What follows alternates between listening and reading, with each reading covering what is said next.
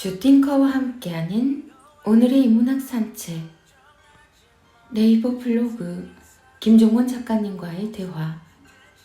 나는 아들의 말을 믿지 않습니다. 뛰어난 투자자는 뛰어난 사색가다. 뛰어난 사색가라는 것은 그가 자신의 눈과 머리에서 나온 생각을 굳게 확신한다 는 사실을 의미한다. 그는 한 걸음을 걸어도 자신의 의지로 그답게 걷는다. 그 걸음의 끝에서 책과 철학 그리고 고전이 나오는 이유가 바로 거기에 있다. 순도 100%의 철학이기 때문이다.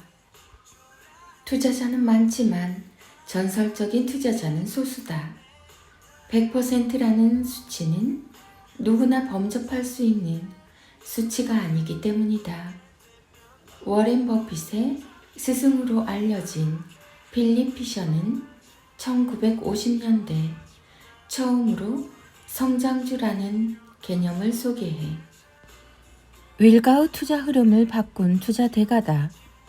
뛰어난 기업을 찾아 초장기간 투자한 기록을 담아 위대한 기업에 투자하라 라는 명작을 내기도 했는데 답변 하나로 그가 스스로 뛰어난 투자자임을 알려준 매우 흥미로운 일화가 하나 있다. 그의 아들 켄 피셔는 아버지의 대를 이어 투자자가 되었다. 저명한 투자자가 되어 피셔 인베스트먼트 회장에 오른 그는 쌀 때 사서 비쌀 때 파는 가치 투자자에 가까운 투자 방식을 보여줬다. 아버지 필립 피셔는 그런 아들의 투자 방식에 대해서 어떻게 생각할까? 그는 이렇게 답했다. 주식 투자에 대해서 내가 지금까지 해온 것보다 훨씬 나은 해결책을 내 아들이 제시한 것으로 알고 있습니다. 하지만 나는 아들의 말을 믿지 않습니다. 그냥 일하는 사람은 방황한다. 이런저런 이야기에 휩쓸리기 때문이다. 그러나 자신의 생각을 갖고 일하는 사람들은 어떤 세상이 와도 조금의 미동도 하지 않는다. 자신에게만 보이는 그곳만 바라보기 때문이다. 자신의 깊은 사색이 이끄는 곳에 도착한 사람이 실망하거나 실패했다는 이야기는 들어본 적이 없다. 그들은 적어도 이런 이야기는 하지 않는다. 너만 믿고 들어갔는데 이럴 수가 있어? 네가 나한테 어떻게 이럴 수 있어? 이렇게 내 믿음을 이용하다니. 그대 자신의 소리만 믿고 그것만 바라보며 가라. 진실은 스스로 생각하는 자의 내면에서만 피어나는 꽃이다. 노력해서 얻은 성과라 더 뿌듯하다. 최근 기사에서 읽은 이 일에 대한 한 청년의 소감이다. 이 일에 대해서 간단하게 소개하면 이렇다. 마트에서 3시간 동안 줄을 서서 찹쌀떡 사는데 성공하기. 공평, 시간, 경쟁, 특권, 울분, 희망. 이 한 줄을 읽는데 정말 다양한 생각이 든다.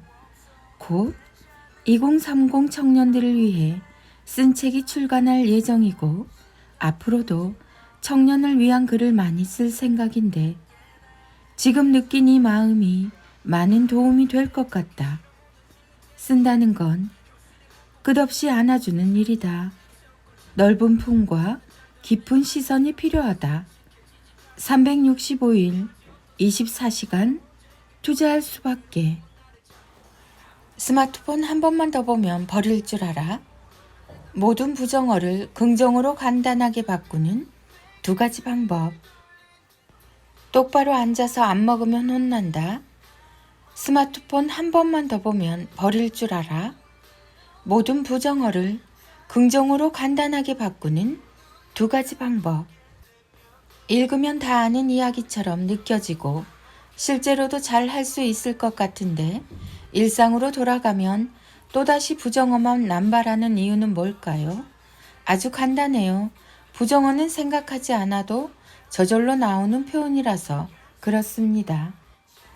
반대로 긍정어는 최소한 2번 이상 생각해야 나오는 귀한 표현이죠. 아이의 삶을 바꿀 정도의 소중한 가치를 품고 있어서 2번의 생각이 더 필요합니다. 그 2번의 생각이 과연 뭘까요? 하나하나 설명하면 이렇습니다. 하나, 허락을 구하는 표현으로 바꾸기. 부정어의 대표적인 특징 중 하나는 명령과 지시를 의미하는 표현이 다수 포함되어 있다는 것입니다. 그게 말을 더욱 부정적으로 만들죠. 최대한 아이에게 허락을 구한다는 기분으로 말을 하면 모든 말이 저절로 긍정어 형태로 완성이 됩니다. 둘, 도움을 주려는 마음을 담기. 부정어로 느껴지는 또 하나의 이유는 말에 부모의 분노와 원망이 섞여 있기 때문입니다. 그걸 지우려면 아이에게 도움을 주려고 이 말을 하고 있다는 사실을 자각하는 게 중요합니다. 도움이 되려는 마음은 온갖 부정적인 감정을 지우는 역할을 합니다. 자, 이렇게 일상에서 자주 사용하는 대표적인 부정어를 위해 언급한 2가지 방법으로 바꾸면 이렇게 됩니다. 똑바로 앉아서 안 먹으면 혼난다. 바른 자세로 먹을 수 있다면 네 건강에 더 좋을 것 같은데. 스마트폰 한 번만 더 보면 버릴 줄 알아. 네 눈 건강에 도움이 될 수 있게 스마트폰 사용을 좀 줄일 수 있겠니? 이 수영장에는 수영모를 쓰지 않으면 못 들어가. 네가 수영모를 잘 챙기면 수영장에 들어갈 수 있을 거야. 저녁에 일찍 안 자니까 아침에 늘 못 일어나잖아. 네가 조금만 일찍 잠들면 아침에 쉽게 일어날 수 있어. 이렇게 간단하게 일상의 부정적인 표현을 2가지 방법을 통해 긍정어로 바꿀 수 있습니다.